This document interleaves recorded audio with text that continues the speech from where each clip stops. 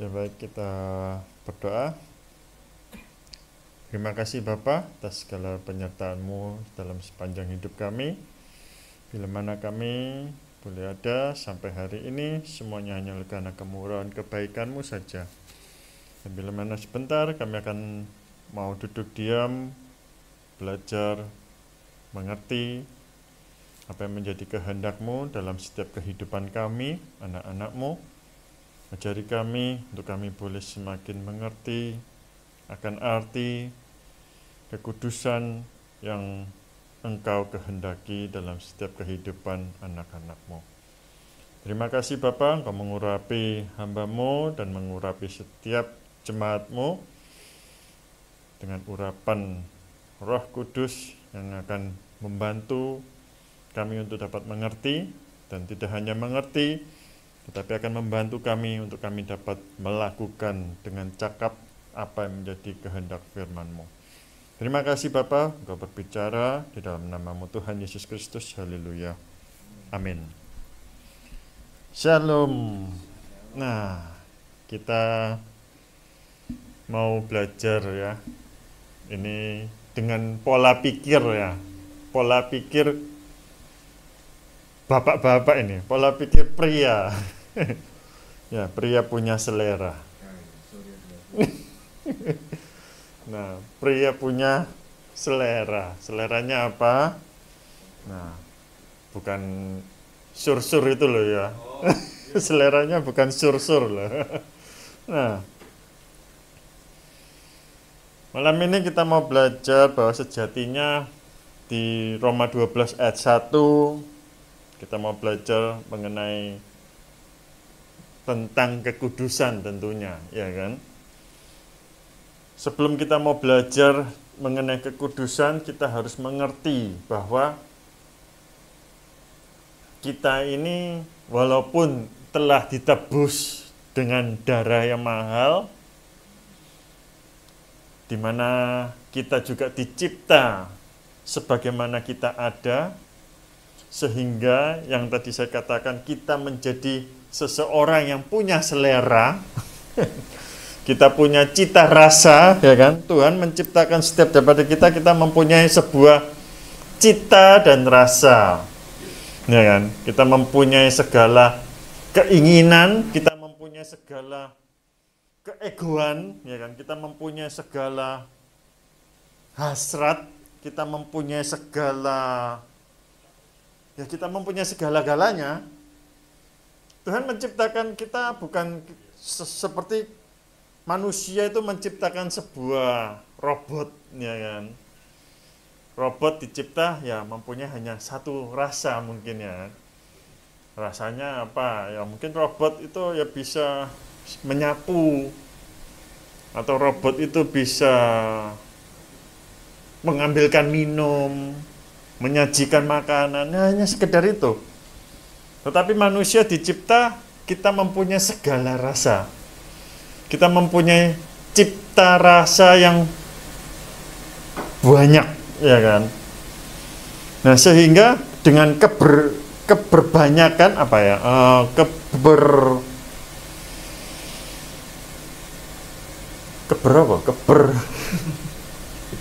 Keberbanyakan ya, dengan segala rasa yang ada itu, dan hingga pada akhirnya kita itu hidup di zaman sekarang ini yang dikatakan zaman akhir, zaman edan, zaman bumbuan ya. Nah, kita semakin jauh, kita semakin melenceng, kita semakin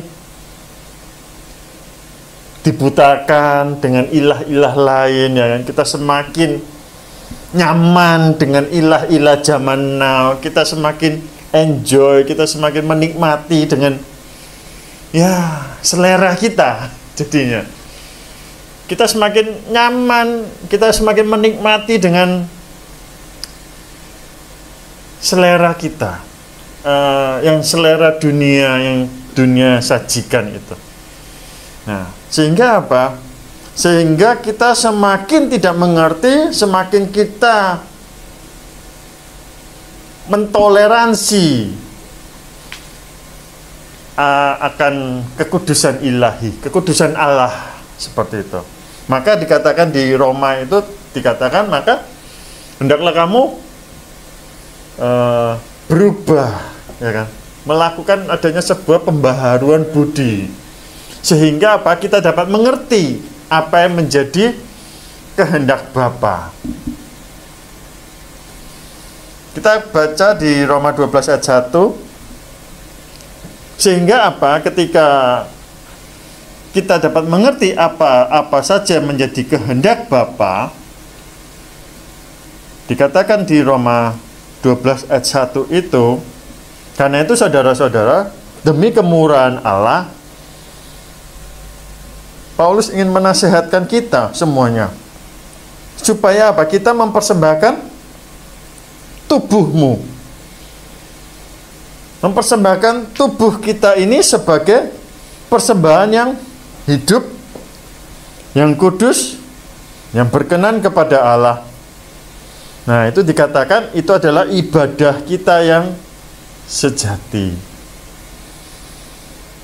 Nah, di ayat keduanya itu baru dikatakan, janganlah kamu menjadi serupa dengan dunia ini, tetapi berubahlah oleh pembaharuan budimu, sehingga apa? Kita itu semua dapat membedakan mana yang kehendak Allah, apa itu yang baik, nggak hanya yang baik, tetapi yang berkenan kepada Allah, yang sempurna. Kita nggak hanya mengetahui yang baik, tetapi kita malah bisa mengerti itu kehendak Allah, dan itu yang sempurna. Tetapi kita harus melakukan yang namanya pembaharuan budi, pembaharuan pikiran kita. Yang paradigma kita, yang kita sudah semakin nyaman dengan dunia ini. Dunia ini sudah menyediakan, dunia ini sudah memberikan segala kenikmatannya. Kenikmatan dunia. Dunia sudah sajikan dengan instan. Dengan instan. Karena apa? Kita pengen yang instan, mie instan, ya kan?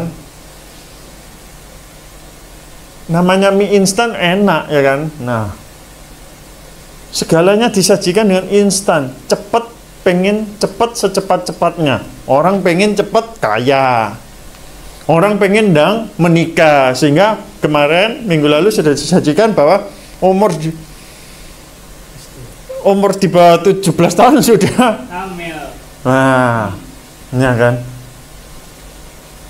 Dan itu ternyata tak pikir itu taunya hamba Tuhan itu cuma tahu yang berita yang lalu. Ternyata itu berita hot loh masih. Itu masih hot ya? Itu masih hangat loh itu. Survei berarti. Loh, bukan survei. Minggu ini hamil apa? Lahir. Waktu itu minggu hari apa gitu, Senin atau Selasa, ketika ya saya pergi, saya lihat di TV, berita itu masuk di TV itu. Masuk di TV? Iya. Masih hangat. Itu ternyata masih hangat, berita hangat itu. Berita hangat sudah hangat di entas. Dan itu berita masih tersiar di berita itu. Nah, jadi seperti itu. Jadi dunia itu menyajikan segala kenikmatannya. Kita dibawa untuk masuk, untuk menikmati, sehingga kita terjerumus, sehingga kita merasa nyaman, enak, nikmat. Nah, kalau sudah bicara nikmat itu ya kita melakukannya dengan sukacita, kita melakukannya dengan ya semau gue, kan gitu, ya kan, tanpa ada beban. Walaupun ada beban, Tuhan nggak boleh loh ini ada suara sumbing ngomong gitu, Tuhan nggak boleh. Tapi ya wis lah, gak apa-apa, kok minta ampun ambek Tuhan.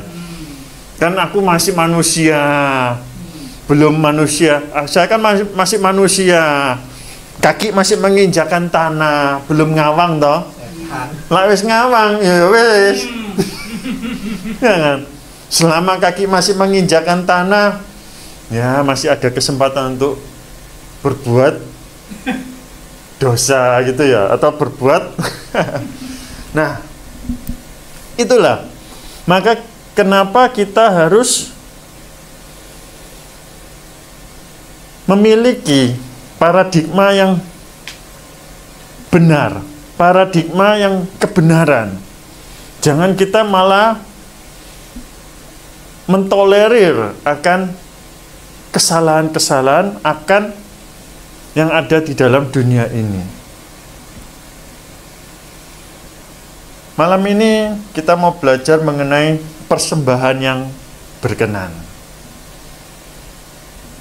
Ngomong-ngomong tentang persembahan, kalau kita belajar, kita sudah baca di Ulangan sekarang ini ya, tentu di Keluaran itu juga Tuhan telah menentukan. Dimana ketika itu Tuhan di Perjanjian Lama itu menentukan ya, nanti persembahannya seperti ini, seperti ini, seperti ini. Sembelihannya kayak gini, kayak gini, kayak gini. Nanti kambingnya untuk korban apa? Korban sajian, korban syukuran, korban bakaran itu untuk ini itu semuanya sudah didetailkan oleh Tuhan. Nanti dibawa ke imam dan segala macam, nanti yang gini dan gitu. Nah, bayangkan di zaman itu Tuhan tuh menuntut supaya apa? Persembahan yang diberikan itu harus detail seperti itu. Bayangkan kalau kita saat ini masih, ya karena kita sudah hidup dalam perjanjian baru, justru malah bukan yang kelihatannya mudah, tapi sebetulnya susah loh untuk memberikan persembahan yang berkenan itu. Karena apa? Seringkali kita memberikan persembahan yang berkenan itu menurut kita saja yang berkenan. Tapi sebetulnya sudah ditetapkan oleh firman, oleh Allah sendiri melalui firman-Nya bahwa kalau kamu mempersembahkan untukku, persembahan untukku, ya harus yang berkenan itu tadi. Yang berkenan, apa yang katakan? Yang berkenan, yang kudus, ya kan? Dan itu Tuhan minta apa? Ayat 1 Pak Indro. Yang Tuhan minta itu adalah persembahan apa? Tubuh kita. Mempersembahkanlah tubuhmu. Yang Tuhan mau adalah kita mempersembahkan tubuh kita. Bukan mengenai, kalau bicara zaman perjanjian lama, yaitu yang berupa apa? Kambing, domba, burung terkukur, burung apa ya, wah, ya kan. Tapi Tuhan saat ini yang ingin Tuhan mau, yaitu hidup kita ini loh. Hidup daripada setiap para pria yang punya selera tinggi ini loh. Nah, jangan ngaku pria punya selera, ya kan? Seleranya pria, ya kan? Jangan ngaku punya selera. Tapi kita nggak bisa mempersembahkan tubuh kita untuk Tuhan. Itu yang Tuhan mau. Dikiranya saat ini sudah, wah, perjanjian baru, Tuhan Maha Kasih, Tuhan mengampuni. Memang Tuhan Maha Kasih, Tuhan mengampuni. Tetapi Tuhan juga menginginkan, Tuhan meminta bahwa apa? Persembahkan tubuhmu sebagai persembahan yang hidup, yang kudus, dan yang berkenan kepada Allah.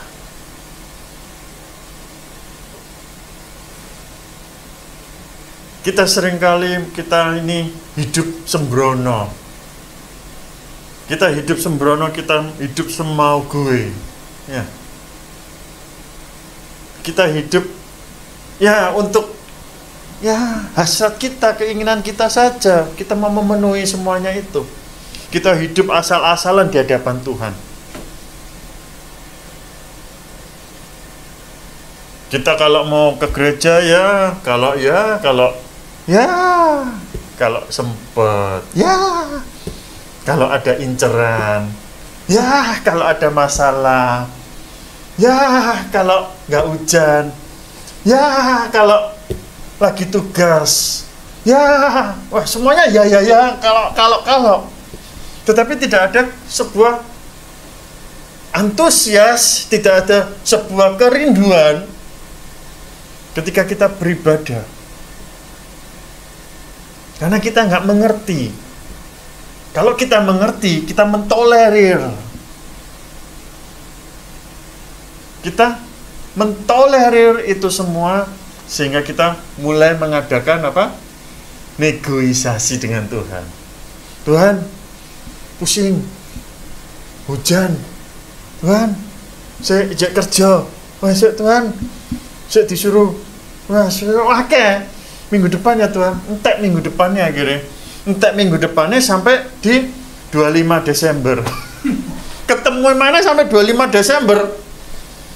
25 Desember nego lagi ya Tuhan. Wah, saya Tuhan. Ini akhir bulan, akhir tutup tahun, akhir tahun, banyak tugas, banyak apa. Nah, nggak mari-mari negosiasinya sampai kapan? Bahkan sampai sudah di ICU, nggak bisa apa-apa. Wah, wis, kuserahkan hidupku padamu. Pakailah hidupku menurut kehendakmu. Apa yang mau Tuhan pakai kalau sudah tiduran di ICU? Nah, apa yang sudah mau Tuhan pakai? Tuhan mau sembuhkan, mujizat.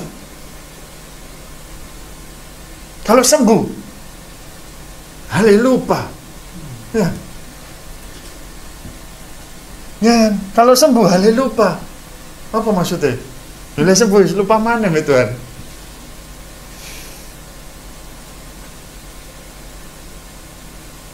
Kita harus semakin mengerti.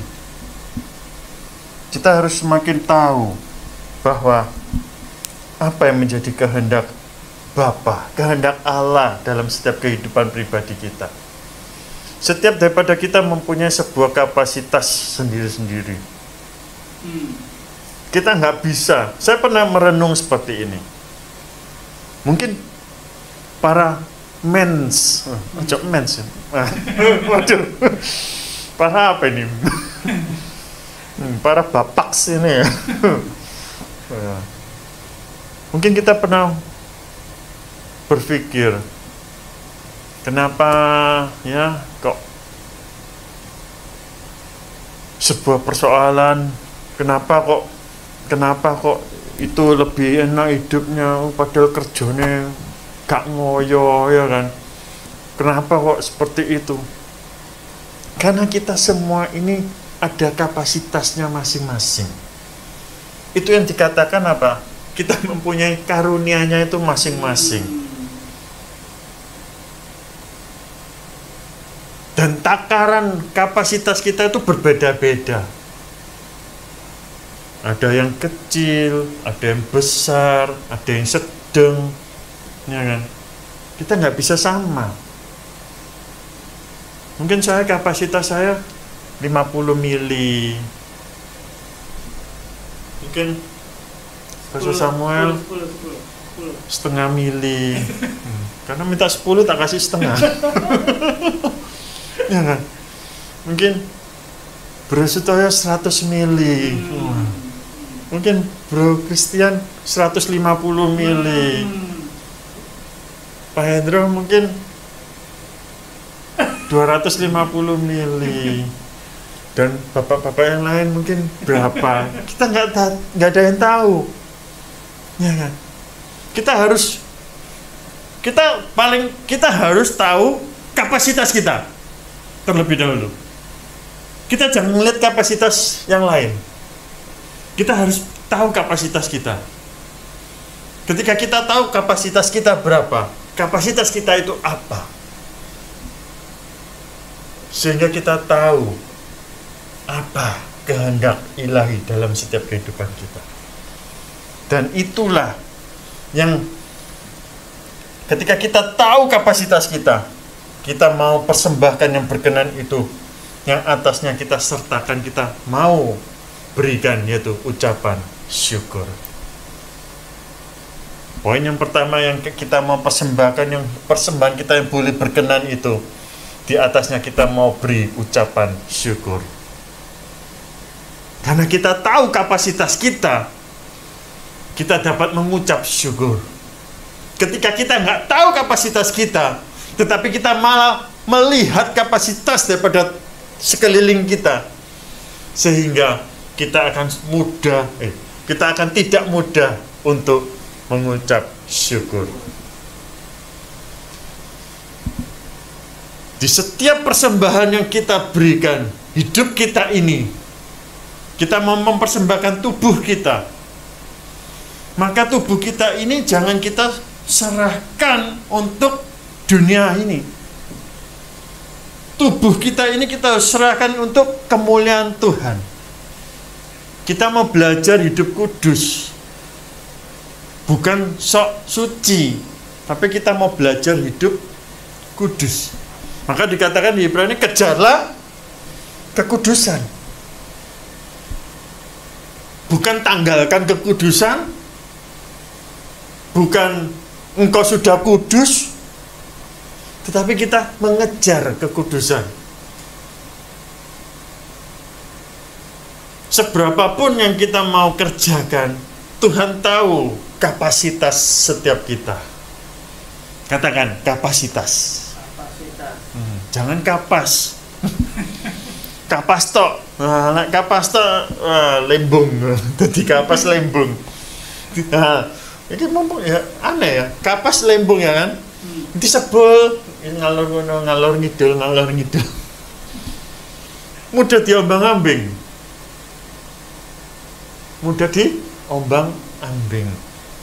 Jadi kita harus tahu kapasitas kita terlebih dahulu.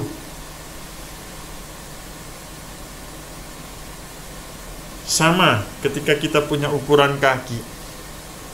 Ukuran kaki kita berbeda-beda kan? Mungkin ada yang sama, tapi ada yang nggak sama. Ada 40, ada 42, ada 44, ada 48. Ada 50. 48 aja sudah buat sendiri ke pabriknya, ya kan? Nah, kalau kita diberi kapasitas kaki, kita diberi ukuran kaki 42, mau coba 46, bisa nggak? Oplok-oplok, nggak enak, nggak nyaman, ya kan? Kita memaksa diri. Kita kapasitas kita 42, kita pakai yang 38, nggak masuk pun akhirnya memaksa diri, kakinya lecet, kakinya, ya. Sama. Ketika kapasitas kita sekian 42, ya sudah, hiduplah sesuai dengan kapasitasmu 42. Rezekimu, pelayananmu, hidupmu ya 42. Jangan tolak kiri kanan, itu dia 44. Kita mau berusaha sampai 44. Akan bisa. Tuhan sudah memberikan kita, setiap daripada kita, takaran kapasitas masing-masing. Sehingga ketika kita tahu kapasitas kita akan mudah untuk mengucap syukur. Maka persembahan yang berkenan yang atasnya itu kita sertakan ucapan syukur. Itulah persembahan yang berkenan. Ketika kita tidak tahu kapasitas kita tidak akan bisa memberikan ucapan syukur atas persembahan kita. Hidup kita, tubuh kita ini mau persembahkan kepada Tuhan. Kenapa? Kita nggak bisa bersyukur. Kita nggak akan bisa bersyukur atas apa yang sudah Tuhan kerjakan. Kita akan menuntut lebih dan lebih dan lebih, terus-terusan menuntut Tuhan lebih dan lebih. Tidak akan pernah berujung, tak pernah ada ujungnya. Karena kita terus meminta dan kita menuntut Tuhan untuk membanjiri kapasitas yang sudah Tuhan beri. Sampai meluber. Ini bukan bicara kita harus berbuah lebat untuk sehingga meluber ke kiri dan ke kanan. Bukan. Tetapi kita menuntut Tuhan supaya Tuhan memberkati kita, supaya Tuhan memenuhi ruang kapasitas kita di luar kemampuan yang sudah Tuhan tetapkan. Saya pribadi ketika saya disuruh belajar keyboard pun sampai, ya kalau sampai sekarang saya berpikir sampai mati pun saya nggak akan pernah bisa belajar. Sudah, ya kan? Saya disuruh belajar main alat musik pun nggak akan pernah bisa. Saya bukan tanpa usaha, saya sudah pernah berusaha. Main gitar, nggak akan pernah bisa. Pengen. Dan orang yang diberi talenta untuk bisa mengerjakan alat musik akan melihat apa? Gampang iku. Goblok kan kok gak iso-iso. Selain ngono lho. Nah, megene mlajari kono. Kok mosok gak iso sih kunci ngene. Aduh angin gitu. Pernah belajar? Pernah. SMP pernah nyoba belajar, gak iso. Ayo. Barusan juga ya umur wis gede ini, gerang ini, coba belajar pun gak iso. Wis nyoba sebulan 2 bulan yang gak iso. Tapi puji Tuhan, anak saya belajar kok bisa ngerti ya. Aneh. Nurun siapa gak ngerti. Modelnya bapak ini gak iso. Belajar sampai aduh otaknya gak mampu. Tangan wis blepotan, gak iso. Dulu belajar piano, ya pernah belajar piano. Gak iso. Cek cilik, cek masih kecil belajar piano, gak iso yoan. Sing iso main. Paling ngilokno ya mau goblok ya, gak iso. Ya silokno aku apa nae lah, sembarangmu. Ya. Gitu. Jadi saya mau berusaha untuk lebih daripada kapasitasku, ya akan bisa. Karena sudah Tuhan takar kapasitas saya.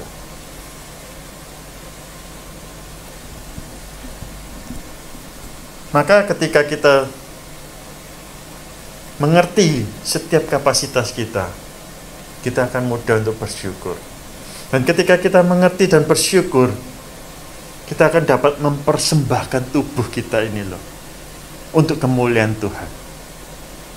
Kita nggak lagi sembarangan, nggak sembrono. Hidup kita nggak sembarangan, nggak sembrono ya.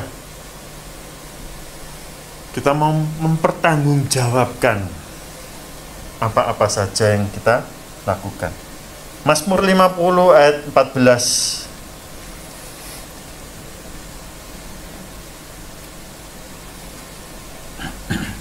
Persembahkanlah syukur sebagai korban kepada Allah. Mazmur 50 ayat 14.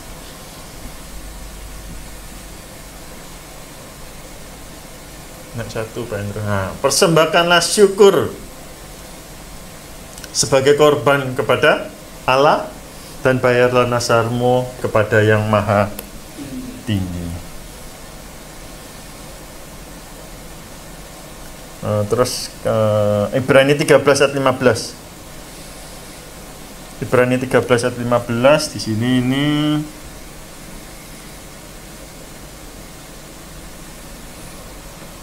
sebab itu marilah kita oleh Dia senantiasa mempersembahkan korban syukur kepada Allah, yaitu apa? Ucapan bibir yang memuliakan namanya. Lanjut 16-nya. Dan janganlah kamu lupa untuk apa? Berbuat baik dan memberi bantuan. Sebab korban-korban yang demikianlah yang berkenan kepada Allah. Janganlah lupa untuk apa? Berbuat baik. Maka dikatakan, persembahkanlah tubuhmu sebagai persembahan yang hidup dan yang berkenan. Itu adalah ibadahmu yang sejati. Dan dikatakan di ayat yang lain, ibadahmu yang sejati itu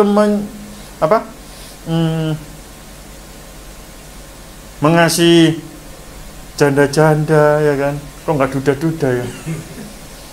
Tapi nggak terusan loh janda-janda cantik gitu ya. Janda-janda yang ditulis di Alkitab itu ada kriteria janda-jandanya. Janda-janda yang sudah berumur, yang berusia tua, ya kan. Janda-janda yang sudah ditinggal mati oleh pasangannya. Bukan janda-janda yang masih muda, yang hari ini nikah, kemarin baru cerai. Nah, tapi janda-janda yang ditinggal oleh pasangannya dan yang sudah berumur, ya kan. Dan dikatakan apa? Janganlah kamu lupa berbuat baik dan memberi bantuan, sebab korban-korban yang demikianlah yang berkenan kepada Allah. Inilah persembahan zaman now, persembahan di dalam perjanjian baru. Dengan segala perbuatan kita mau mempersembahkan itu untuk bagi kemuliaan nama Tuhan. Kita mau, kalau pemikiran pria itu kadang kita, ya bukan pria tak ya, wanita mungkin juga berpikir begitu juga ya. Ketika kita mau memberi sesuatu, apa yang mau kita terima sebagai balasannya? Itu ya, tetapi kecenderungannya pria pasti punya pemikiran seperti itu.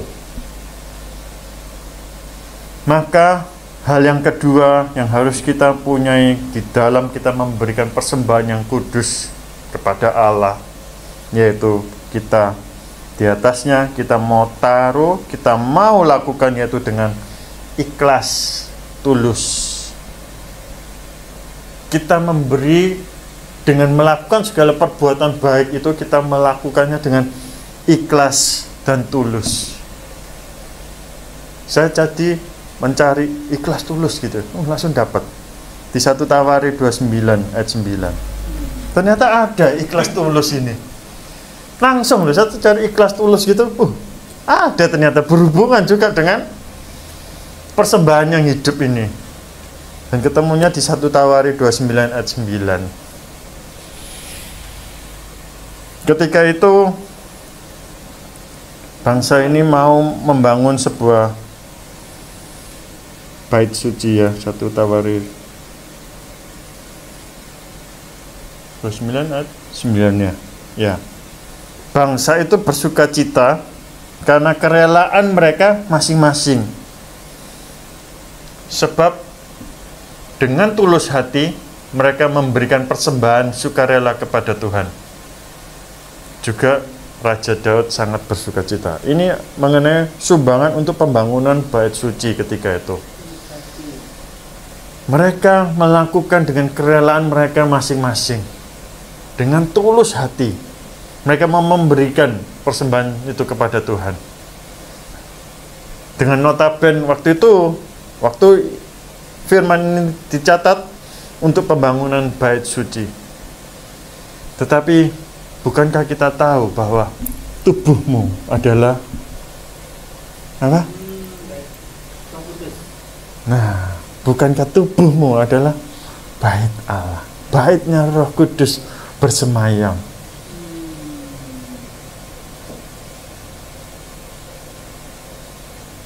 Ketika kita mengerti, memahami ini semua, kita memahami kerinduan Allah, kita memahami kehendak Bapa, kita mau belajar untuk kita nggak main-main dengan kehidupan kita, dengan kapasitas yang sudah Tuhan beri, dengan setiap talenta yang sudah kita punyai dari Tuhan yang Tuhan beri. Kita mau mempersembahkan itu dengan ikhlas, tulus, tanpa mengingini imbalan yang apa yang mau kita terima ketika kita melakukannya itu semuanya.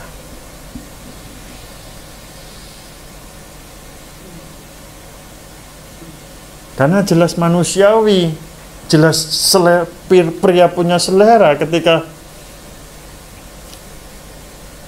saya melakukan ini, apa yang dapat kamu beri kepadaku?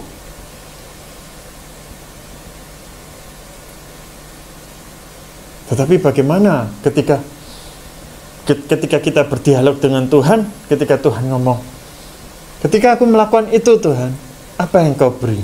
Oke lah, kalau itu tak ambil darimu, bagaimana? Kalau itu yang tak ambil darimu, dan aku akan memberikan kepada yang lainnya, setujukah engkau?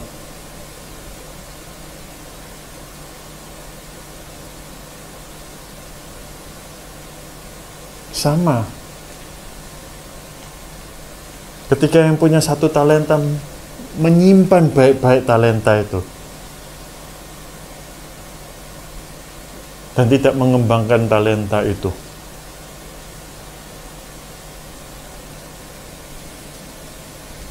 dan di ayat yang ke-17 juga demikian. 1 Tawarik 29 itu juga ayat 17 Pak Hendra. Dan aku tahu, ya Allahku, bahwa engkau itu adalah Allah penguji hati dan berkenan kepada keikhlasan. Maka aku pun mempersembahkan semuanya itu dengan sukarela dan tulus ikhlas. Dan sekarang umatmu yang hadir di sini telah kulihat memberikan persembahan sukarela kepadamu dengan sukacita. Tuhan menilik setiap hati kita. Dia menguji hati kita. Di mana hatimu berada, di situ hartamu berada. Tuhan menguji hati kita. Seringkali harta kita di mana berada, di situ hati kita. Bukan malahan apa? Kita mau memberi dengan tulus ikhlas. Segala yang kita punyai saat ini, kita harus sadari. Kelak kita tinggalkan semuanya itu. Kita nggak punya satu kekuatan power pun untuk dapat mempertahankannya. Kalau ini saya bilang satu power ya. Kalau ini misal di game tuh kan ada power itu kan ada 1, 2, 1 kotak, 2 kotak, 3 kotak ya.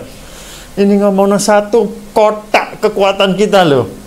Tidak akan mempengaruhi, tidak akan bisa mempertahankan talenta harta-harta kita. Karena apa?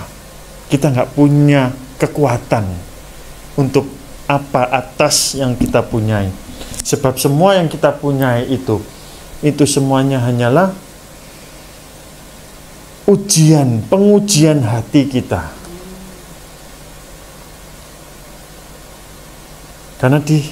Karena ketika Tuhan mau ambil itu semuanya, disitulah Tuhan mau menguji hati kita. Seperti Ayub, ketika dia kehilangan semuanya, apakah Ayub hatinya berada dalam apa yang hilang itu?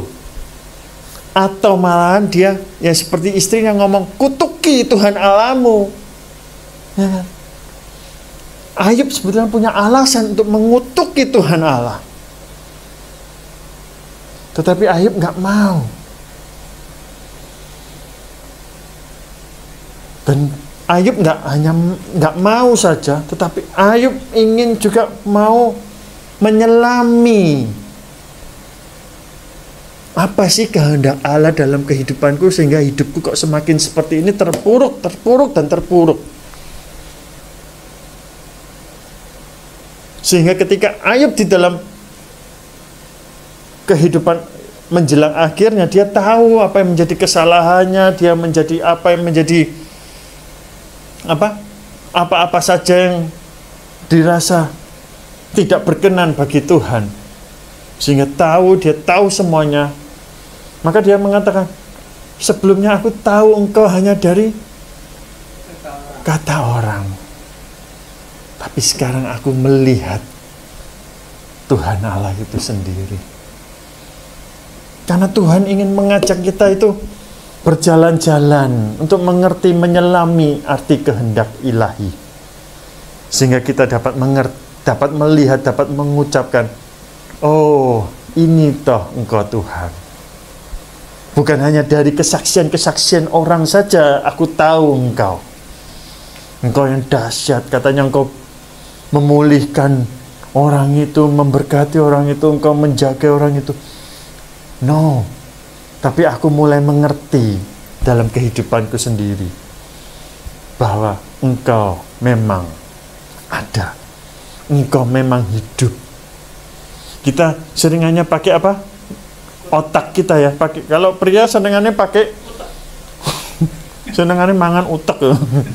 Kalau pria itu senengannya kan pakai logika.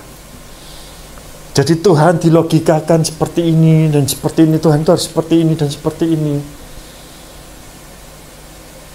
Tuhan ingin membawa kita untuk semakin membuang logika kita. Otak kita ini dibuang. Sehingga kita menilai Tuhan nggak pakai logika. Dan juga nggak bisa pakai hati, perasaan. Tapi kita mau sepenuhnya, kita mau dibawa Tuhan, mengerti sepenuhnya Tuhan itu seperti apa. Sehingga kita boleh berkenan mempersembahkan persembahan yang hidup, yang berkenan itu dengan ikhlas dan tulus.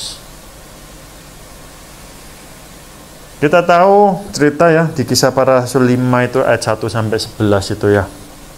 Kita tahu bahwa cerita tentang Ananias dan Safira. Di mana ketika itu Ananias dan Safira telah bersepakat. Mereka adalah sepasang suami istri ya. Mereka bersepakat untuk memberikan sebuah persembahan dari penjualan sebidang tanahnya. Mereka mau menjual untuk lalu dipersembahkan untuk Tuhan. Jelala wis payu. Wow. Mungkin sebelumnya mereka berdoa, Tuhan, ini aku tanah, sebidang tanah, lakukan ya Tuhan, datangkan pembeli dengan caramu yang ajaib dan luar biasa. Puji Tuhan, sudah laku dengan dahsyat ya kan. Sudah datang pembeli, wah wis, cash keras, wah wis dibayar cash. Ya wis, kalau dalam doanya pertama, ya lah ini payu Tuhan ya, nanti aku akan mempersembahkannya untuk gereja. Ini akan aku persembahkan untuk gereja itu sekian, 50% kayak 40% ya. Wis ngomong lah, ojo akeh-akeh 10% ya. Tak persembahkan gereja 10% ya. Amin, amin. Sepakat wis sampai suami istri ya. Sampai waktu. Amin. Karena suami itu sudah sepakat. Wah, Tuhan datangkan pembeli dengan caranya yang ajaib dan luar biasa. Nah, lakulah sebidang tanah itu. Wis laku terima duit. Iya. Wis terima duit jadi gelap mata. Kalau dihitung-hitung, waduh, persepuluhan, 10% mau janjinya ya. 10% ini lumayan. Bisa gaya urip 10 tahun. Nah, iya kan, bayang urip 10 tahun loh ya. Lumayan nih. Cocok. 5% ya, separuh ya. Ya. Nah, akhirnya diberilah 5%. Yang tadi semula nasarnya 10%, ini jadi 5%. Setelah melewati logika ya, hitung-hitungan pakai utak ya. Dan lumayan. Bayang no. Persepuluhan 10 miliar ngono ki apa? Ayo, siapa yang mau persepuluhannya 10 miliar? Loh, kono sing angkat tangan ta? Halo, kono sing pengen ta persepuluhannya 10 miliar? Nah, itu kono sing angkat tangan. Nah, saya tadi pagi dapat pencerahan. Minta itu yang banyak. Ya, minta itu yang nah, minta kan gratis ya. Jadi kalau minta itu sesuai kapasitas. Biarlah kapasitas kita penuh. Ya, kita minta sesuai kapasitas kita. Mungkin kita saat ini berat kapasitas segini, tapi kita taunya segini, baru 1/4. Minta dipenuhkan kapasitasnya. Ya kan? Jangan diganti kapasitasnya. Tuhan sudah taruh kok. Tuhan tuh sudah mengerti kita sejak kita di dalam kandungan. Ya kan? Nah, Ananias dan Safira ini dikatakan apa? Sebetulnya loh, tanah itu kan sebelum laku pun itu hakmu. Sudah laku pun itu juga hakmu. Tapi yang membuat kekejian di hadapan Tuhan apa? Negosiasi, logika, tidak adanya ikhlas tulus dalam memberikan persembahan bagi Tuhan. Ketika dihitung-hitung lagi persepuluhannya, itu ngomong no, hasilnya apa? Setengah ya, setengah dari hasilnya ya, kalau di Kisah Para Rasul itu ya. Ini padahal saya cuma ngomong 10% tok. Dan sebagian lain di bawah, sebagian ya, sebagian ini nggak ngerti ya, sebagian itu berapa. Mau dikatakan separuh, half atau apa, ya kita tidak dicatat ya. Ya dikatakan sebagian ya. Sebagian itu ya tidak dikatakan nilainya secara terperinci berapa ya kan. Ya kita ngomong 1/10 lah. Ngomonglah 1/10. Siapa yang mau kalau persepuluhannya 1 miliar, nah ya kan. Akhirnya jadi hitung-hitungan kan sama Tuhan, emannya. Nah, dikurangi, senengannya ngurang-ngurangi ya. Akhirnya Ananias meninggal ya. Ananias mati dan Safira pun ketika ditanyai lagi, nggak tahu, bukan urusan. Wah, pateni sisanya ya. Itulah hukuman daripada Tuhan. Mungkin Tuhan saat ini masih mengasihi kita. Tuhan tidak langsung merenggangkan nyawa kita. Tetapi kita diberinya kesempatan sehingga kita dibawanya sampai ke dalam dasar kekelaman, lembah kekelaman.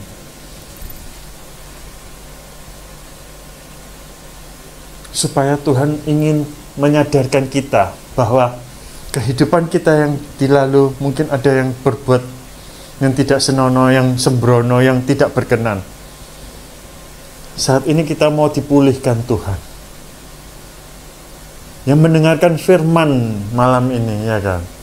Tuhan ingin memulihkan kehidupan kita seperti Tuhan memulihkan Sion. Dan Tuhan itu sebetulnya rindu untuk memulihkan kehidupan kita. Tetapi Tuhan mau bawa kita berjalan-jalan sehingga kita dapat menyelami arti kehendak Bapa.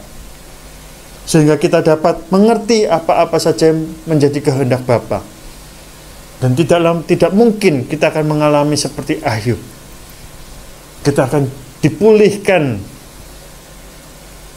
segala apa yang dipunya Ayub, segala apa yang kita punya dulu. Dan Tuhan ambil.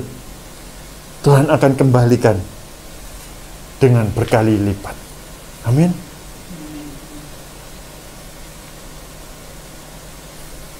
Di mana kita mau belajar untuk kita senantiasa kita bersyukur ya. Selasa kemarin ya, Bro Sutoyo sudah menyampaikan kita untuk bersyukur. Bersyukur dalam segala hal. Kita boleh bersyukur. Kita mau bersyukur dalam segala hal. Dan juga kita mau bersyukur atas apa yang kita punyai, kapasitas yang kita punya, kita mau syukuri, kita mau bersyukur. Terima kasih Tuhan. Kapasitas yang sudah Engkau beri, seberapapun yang telah Engkau beri dalam kapasitas dalam hidupku, aku mau dengan tekun untuk mau mengerjakan kapasitas yang sudah Engkau percayakan ini. Dan penuhkan setiap kapasitasku yang ada dengan penuh dan penuh. Dan di atasnya aku mau bersyukur dan aku mau mengerjakannya untuk kemuliaan nama-Mu. Dan di dalam aku mengerjakan itu semua, biarlah aku mengerjakannya dengan ikhlas, tulus. Sebab Engkau menguji hatiku. Engkau tahu hatiku. Aku mengerjakannya dengan tulus dan ikhlas. Aku mau mengerjakannya dengan tulus dan ikhlas. Biarlah Engkau saja yang menguji hatiku, sehingga Engkau tahu bahwa apa yang aku kerjakan adalah yang berkenan di hadapan-Mu. Aku mau mempersembahkan tubuhku yang telah Engkau tebus dengan darah-Mu yang mahal, bukan dengan barang yang fana.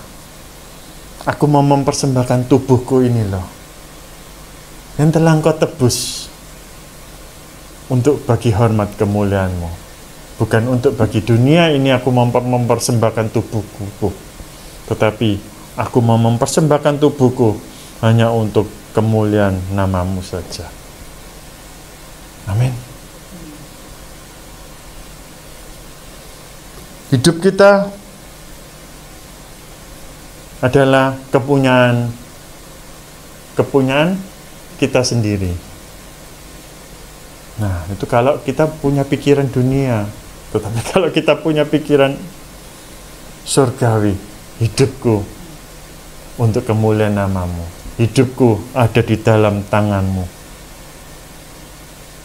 nama Tuhan akan semakin dipermuliakan. Tuhan akan mempercayakan hal besar. Ya, Tuhan akan mempercayakan kembali sebuah perkara-perkara yang besar kembali. Ketika engkau bertekun dengan hal-hal yang kecil, Tuhan akan mempercayakan hal-hal yang besar. Amin. Tuhan Yesus memberkati.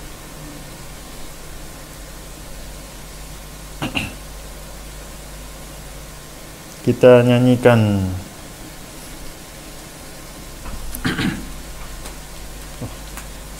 pantas. Lalu ku persembahkan.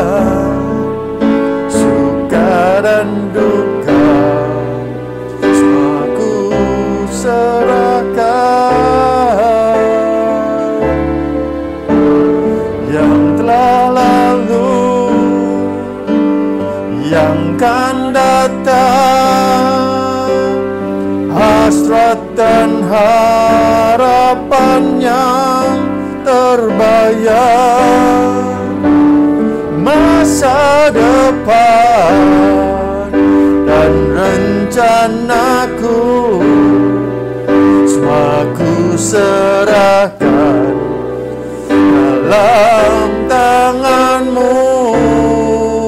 Katakan, ku persembahkan hidupku kepadamu Tuhan, untuk kemuliaan-Mu ku berikan hidup ini. sebagai persembahan yang berkenan padamu.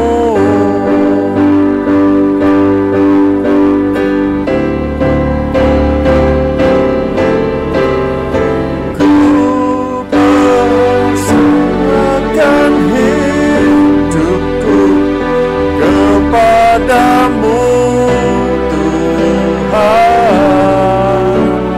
untuk kemuliaan-Mu ku berikan hidup ini sebagai persembahan yang berkenan padamu.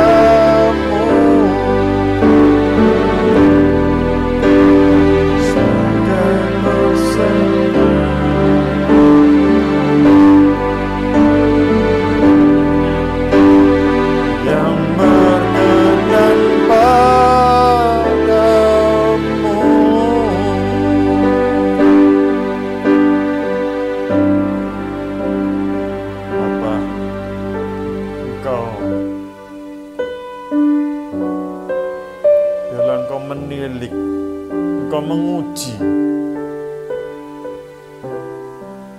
setiap hati kami. Engkau menguji kehidupan kami.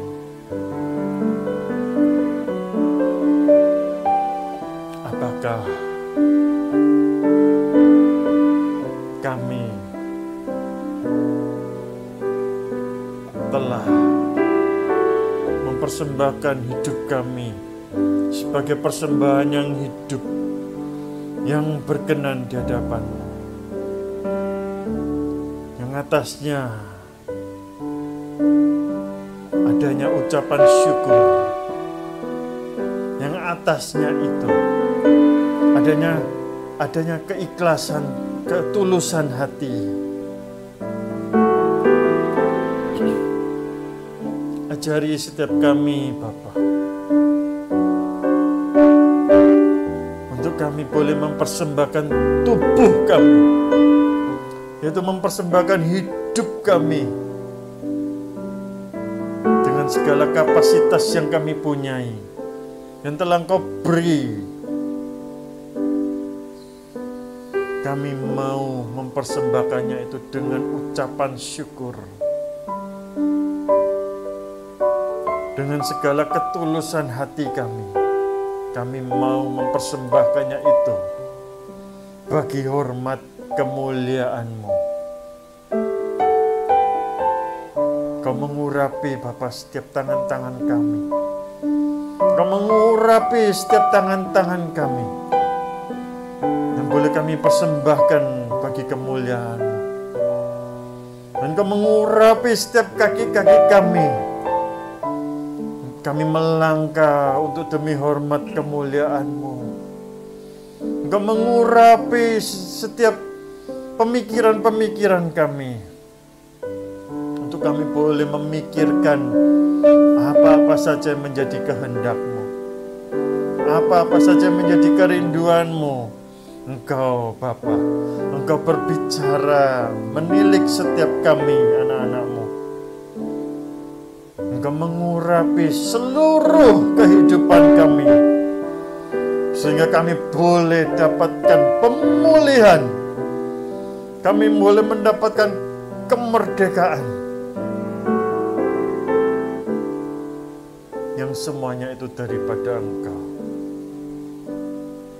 Terima kasih Bapa, terima kasih. Kami mengangkat tangan kami, dan pulanglah. Bawalah damai sukacita ilahi,